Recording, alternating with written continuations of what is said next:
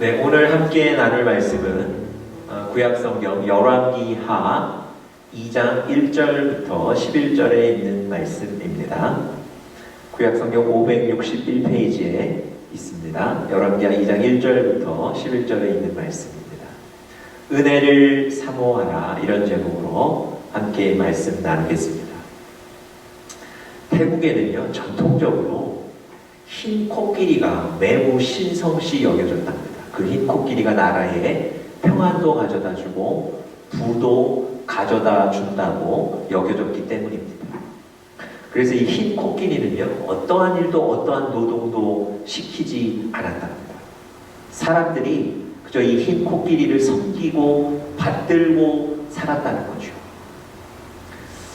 그런데 여러분, 아이러니한 것은요, 이 흰 코끼리가, 평안을 가져다 준다는 이 흰 코끼리가 한 사람, 한 가문을 멸망시키는데도 사용되었다는 겁니다. 태국의 왕실에서는요, 정적을 제거하기 위해서 그 정적의 집에 이 흰 코끼리를 선물해 줬답니다. 여러분, 이 흰 코끼리를 선물 받은 그 집은 그날부터 어떠했을까요? 결국 값비싼 장신구들 사다가 이 흰 코끼리에게 달아줘야 하고요. 좋은 음식들 매일 공급해서 먹여야 되고요. 혹시라도 병에 들까봐 하루 종일 코끼리를 어린아이 돌보듯 돌봐야 했답니다.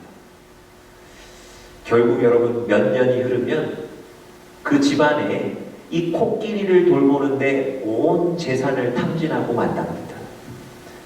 온갖 열정을 그 코끼리에게 다 쏟기 때문에 다른 중요한 일들을 담당할 여력이 없답니다. 결국 그 집안의 가세가 기우는 거예요. 그리고는 넘어지는 겁니다. 여러분, 평안을 가져다 준다는, 부를 가져다 준다는 그 흰 코끼리가 결국 사람, 가문을 넘어뜨리게 되는 거죠. 여러분, 이 짧은 얘기가 우리에게도 시사하는 바가 있다고 생각됩니다. 여러분과 저도 우리 인생의 나름대로의 흰 코끼리를 마음에 품고 살아가죠. 나의 생각이나 내가 지금까지 살아왔던 나의 경험이나 내가 추구하는 가치나 내가 설정했던 목표, 또 나의 계산들, 이 모든 것들이 나에게 평안을 가져다 줄 것 같고 또 좀 더 나은 환경을 만들 것이라고 여기는데요, 그 태국의 그 사람들처럼 우리가 가진 이 흰 코끼리가 우리를 넘어뜨리는 거예요. 발목 잡는 겁니다. 여러분과 제가 우리의 마음 가운데 흰 코끼리 대신 품어야 될 것이 있는데요, 그것이 바로 하나님이 우리에게 베푸시는 은혜입니다. 여러분, 은혜라는 것은요, 받을 만한 자격이 없는 자에게 주시는 하나님의 선물이에요. 여러분과 제가 사실은 악하고 약하고 모자라고 부족하고 그런 연약한 사람들 아닙니까? 하나님의 은혜를, 하나님의 사랑을 받을 만한 조건이, 자격이 되지 않는 사람들인데요, 그럼에도 불구하고 전능하신 하나님이 여러분과 저희에게 그 사랑을, 은혜를 주신다는 거예요. 그렇다면 그 은혜를 받아야 되지 않겠습니까? 전능하신 하나님이 때를 따라주시는 그 은혜를 통해서 우리가 승리할 수 있지 않겠습니까? 그래서 히브리서 4장에 보니까 너희가 긍휼하심을 받고 때를 따라 돕는 은혜를 얻기 위하여 은혜의 보좌 앞으로 나오라고 말씀하시는 거예요. 여러분, 때를 따라 돕는 그 은혜가 여러분과 저에게 있어야 될 줄 믿습니다. 오늘 우리가 읽은 열왕기하 2장 본문이 바로 그런 얘기입니다.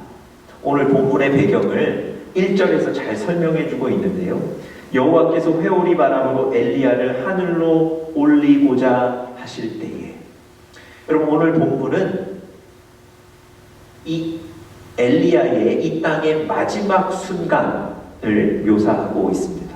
그의 모든 사역을 마치고 하나님께서 그를 에녹처럼 죽음을 보지 않고 하늘로 데려 올려 가시는 계획을 갖고 계시고 그것을 실행하는 장면입니다.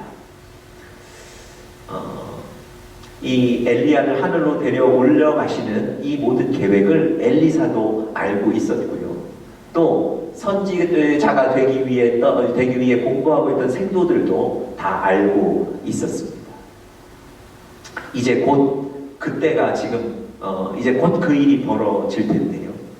이 일이 벌어지기 전에 이 엘리야가 새 장소를 방문합니다.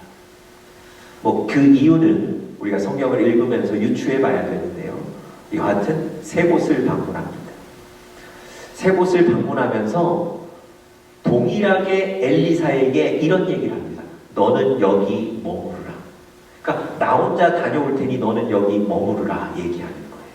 그런데 동일하게 이 엘리사는 세 번 이렇게 대답합니다. 내가 결단코 여기 머무르지 않고 당신과 함께 가겠습니다. 여러분, 오늘 이 짧은 본문을 잘 읽어보시면 이 동일한 대화의 내용이 세 번이나 반복이 됩니다. 여러분, 이 본문을 읽으시면서 혹시 좀 의아하시지 않으셨습니까? 엘리야가 왜 엘리사에게 너는 여기 머무르라 가는 곳마다 계속 그렇게 얘기했을까요? 또 아니 스승이 머무르라 그러는데도 불구하고 계속해서 나는 당신과 함께 가겠습니다. 따라가겠습니다. 세 번이나 자기 주장을 굽히지 않았을까요? 여러분, 결론부터 말씀드리자면요. 이 엘리사는요. 하나님의 은혜를 붙잡았던 사람이에요. 나는 결단코 하나님의 은혜가 없이는 살 수 없습니다. 나는 그래서 하나님의 은혜를 놓치지 않을 겁니다. 하나님의 은혜를 붙잡고 실제로 그 하나님의 능력을 경험했던 사람이 엘리사이거든요. 여러분, 실제로 엘리사는요, 이 엘리야가 하늘로 올려가는 장면을 목격했고요. 또 그 때에 하나님이 주시는 영감, 은혜를 받아서 엘리야처럼 하나님의 능력을 베풀었던 사람입니다. 여러분, 하나님의 은혜를 붙잡는 것 이렇게 중요합니다. 제가 엘리사가 하나님의 은혜를 붙잡았을 것이다 이렇게 주장하는 것이 아니고요. 오늘 본문을 잘 읽어보면 엘리사는 하나님의 은혜에 대해서는 대단한 의지와 집념을 가진 사람이었습니다. 제가 한번 설명을 드려보겠습니다. 여러분, 엘리사가 이 엘리야, 자기의 스승인 엘리야가 곧 하늘로 올라갈 것이라는 걸 알고 있었는데요. 그 계획은 알고 있었으나 그것이 어느 장소에서 일어날지, 그것이 어느 때 몇 시에 일어날지는 몰랐던 거예요. 여러분, 그러니까 이 엘리사는 하나님이 엘리야를 하늘로 들어 올리시는 그 거룩한 은혜의 장면, 또 그 은혜의 자리를 목격하고 체험하고 그것을 보기 위해서는 엘리야가 어디에 가든지 반드시 함께 해야 했던 거예요. 곧 하나님이 데려가실 텐데 언제 어디서 일어날지 모르기 때문에 엘리야가 가는 곳은 반드시 따라갔어야 했던 겁니다. 물론 스승인 엘리야에 대한 충성심도 있었겠지만 하나님이 이 엘리야를 통해 보여주실 그 은혜, 그 거룩함, 그 능력을 놓칠 수가 없었던 거예요.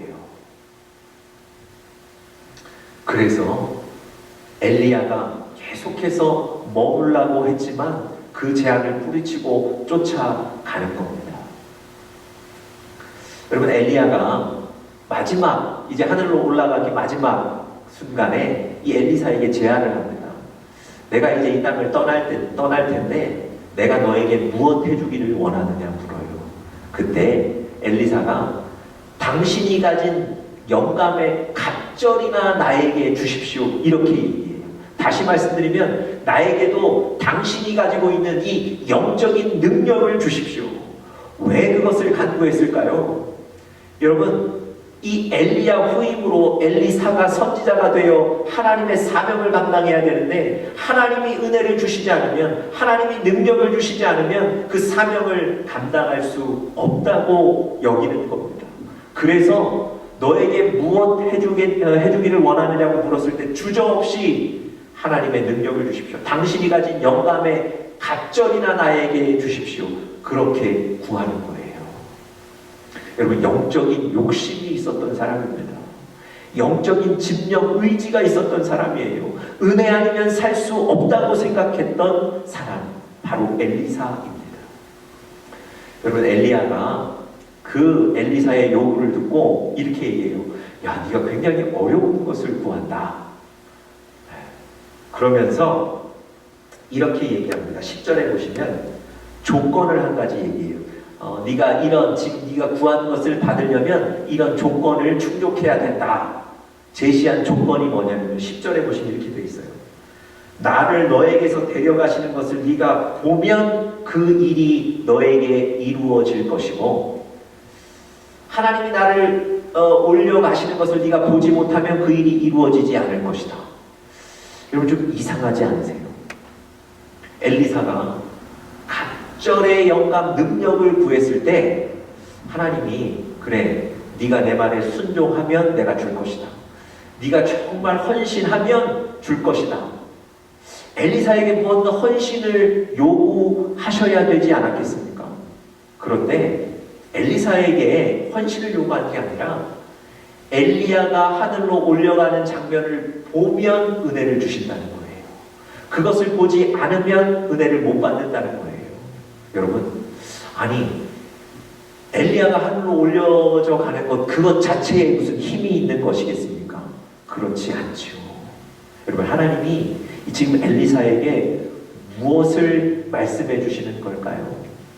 하나님이 엘리야를 데려가시는 그 거룩한 은혜의 현장, 그 은혜의 자리, 그 은혜를 붙잡아야 된다는 거예요. 엘리야가 올라가는 것 자체가 능력이 있는 것이 아니라 하나님이 하시는 그 은혜를 붙잡아야 된다는 것을 하나님이 지금 이 엘리사에게 말씀해 주시는 것입니다. 실제로 이 엘리사가 엘리야를 데려가시는 그 하나님의 능력의 현장을 보게 되고요.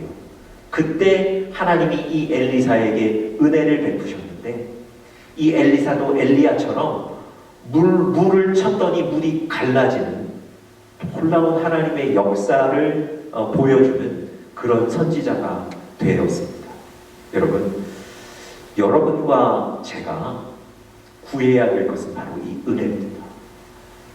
엘리사처럼 하나님 나에게도 은혜를 주십시오. 은혜가 아니면 내가 이 사명, 하나님이 나에게 주신 삶의 현장을 감당할 수 없습니다. 은혜를 주셔야 합니다. 그 은혜에 대한 의지와 집념을 가지시는 여러분들 되시기를 간절히 축복합니다. 그런데 여러분, 이 의지나 은혜에 대한 의지나 집념을 가지시는 것이 쉽지가 않아요. 따라가는 것이 쉽지가 않습니다. 오늘 본문에 이 엘리사 보십시오. 엘리야가 너는 여기 머무르라, 너는 여기 머무르라, 너는 여기 머무르라 3번을 얘기하지 않습니까? 여러분, 스승이 그런 얘기하는 것 매우 합리적이고 이성적인 것 아닙니까? 그 얘기를 따라갈 수 있는 것 아닙니까?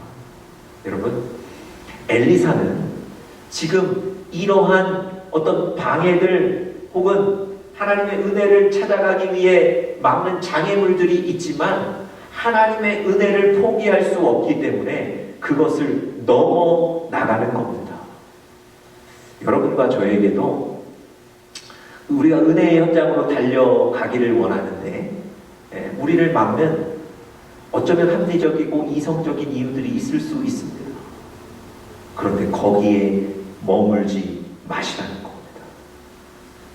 하나님의 은혜 얻기 위해 의지, 집념을 가지셔야 된다는 거예요. 그럼 누가복음에 보니까 한 여인이 재판관을 찾아와서 나의 문제를 좀 해결해 달라고 요구하는데요. 그 재판장이 바쁘기도 하고요. 또 해결해야 될 다른 중요한 일들도 많고요. 이 여인의 문제는 그렇게 중요한 것 같지 않아서 그 여인의 요구를 묵살합니다. 그랬더니 다음 날도 찾아오고요. 다음 날도 무관심을 보였더니 그 다음 날도 찾아오고요. 결국에는 이 재판관이 이 이 여인의 문제를 해결해 주게 되는데 그 이유가 뭡니까? 내일 또 찾아올까 봐. 나를 또 귀찮게 할까 봐. 여러분, 이 여인의 문제를 해결받은 것은 무엇 때문입니까? 훌륭한 재판관 때문입니까? 그렇지 않아요. 이 여인 안에 있는 심령 때문에 그렇습니다. 의지 때문에 그런 거예요. 여러분, 예수님이 이 비유를 드신 이후에 이 비유를 통해서 진짜 하고 싶은 얘기를 뭐라고 이어가셨습니까? 누가복음 18장 7절 8절에 보니까 이렇게 기록되어 있어요. 하물며 하나님께서 그 밤낮 부르짖는 택하신 자들의 원한을 풀어주지 않으시겠느냐? 그들에게 오래 참으시겠느냐? 내가 너희에게 속히 그 원한을 풀어주리라. 여러분, 예수님 앞에 은혜 달라고 그 의지를 가지고 진정을 가지고 나가셔야 합니다. 때를 따라 돕는 은혜를 얻기 위하여 보좌 앞으로, 은혜의 보좌 앞으로 나오라고 하신 것처럼 예수님 앞에 계속 나가셔야 돼요. 계속 기도하셔야 되는 거예요. 계속 간구하셔야 됩니다. 예수님이 그 불의한 재판관도 그 여인의 요구를 들어주는데, 하물며 하나님께서 그 자녀들이 밤낮 부르짖는 그 요구를, 그 원한을 풀어주지 않으시겠느냐 대답하셨어요. 하나님이 우리의 그 은혜에 대한 의지, 집념을 원하시는 거예요. 그리고 그것을 보고 반드시 응답하시겠다고, 반드시 대답하시겠다고 약속하신 겁니다. 여러분, 여러분과 제가 은혜의 보좌 앞으로 오늘도 나가야 될 줄 믿습니다. 사도행전 10장에 보니까 고넬료라는 이방인이 나옵니다. 이방인임에도 불구하고 하나님이 주신 은혜를 받았던 사람입니다. 그 로마의 군대의 장교였어요. 그런데 여러분, 이 이방인이 하나님의 은혜를 한 번 받았지만 그 은혜를 더 체험하고 그 은혜, 하나님의 은혜를 유지하는 것에는 한계가 있었어요. 왜 그랬겠습니까? 여러분, 이방인이기 때문에 사실은 성경적인 지식을 더 얻기도 힘들고요. 그렇다고 유대인들이 이방인의 집에 와서 복음을 전해줄 리도 없고요. 그 여러 가지 환경들 때문에 하나님의 은혜를 유지하고 체험하기가 어렵습니다. 그런데 어느 날 하나님께서 환상을 보여주시면서 베드로를 너희 집으로 초대하라고 얘기하세요. 여러분, 그냥 유대인도 아니고요. 이 베드로는 초대교회의 사도, 영적인 지도자 아닙니까? 아니, 그냥 작은 유대인 초대하는 것도 쉽지가 않을 텐데 초대교회의 사도인 베드로를 자기의 집으로 초대하라는 거예요. 이 베드로가 어디 있는지 위치까지 정확히 가르쳐 주시면서 얘기하셨습니다. 여러분, 고넬료가 그 얘기 듣고 주저하지 않아요. 고민하지 않아요. 될 수 있을까? 될까 안 될까? 염려하지 않습니다. 바로 그 베드로가 있는 곳으로 종들을 보내고요.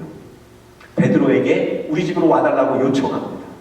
그런데 문제는요, 베드로가 이방인의 집에 가서 복음을 전한다는 것 자체를 상상해 본 적이 없는 사람이에요. 그것은 잘못된 일이라고 생각하는 사람이에요. 그런데 하나님이 그 베드로의 마음도 바꿔주시는 거예요. 고넬료가 애써서 바꾸는 게 아니고요. 하나님이 그 베드로의 마음까지도 바꿔주셔서 베드로가 고넬료의 집에 직접 방문하게 하셨습니다. 그곳에서 복음을 전하며 기적의 역사가 일어났던 겁니다. 여러분, 은혜를 사모하는 사람 고넬료는요, 주저하지 않는 거예요. 은혜를 사모하는 사람 고넬료는 앞에 어려운 일이 있어도 거기에 주저하지 않는 겁니다.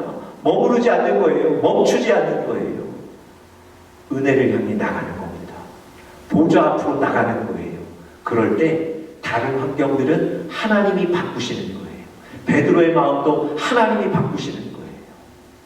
여러분, 오늘도 은혜를 사모하여 은혜의 보좌 앞으로 나아가시는 우리 사랑하는 영적인 가족들 되시기를 간절히 축복합니다.